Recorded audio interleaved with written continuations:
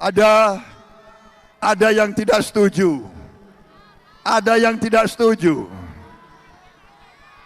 Ada yang nyamar sebagai nelayan.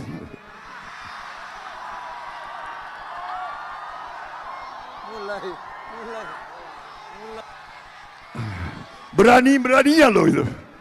Nyamar sebagai nelayan, nyamar sebagai petani, dan mengatakan kami tidak perlu makan siang gratis.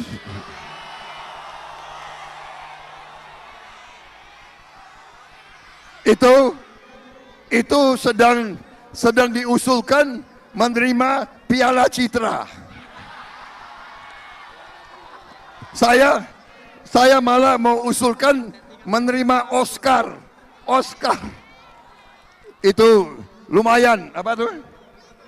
Dia nggak usah, dia jangan jadi caleg. Dia harusnya jadi apa? Jadi apa itu? Bintang sinetron. Bintang sinetron. Saudara-saudara sekalian,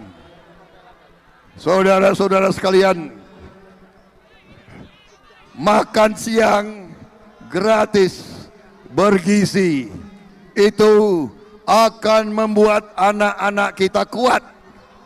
Anak-anak kita otaknya cerdas, tulang-tulangnya kuat, otot-ototnya kuat, dan akan tumbuh menjadi pemuda dan pemudi yang hebat, yang bisa bersaing dengan bangsa-bangsa lain.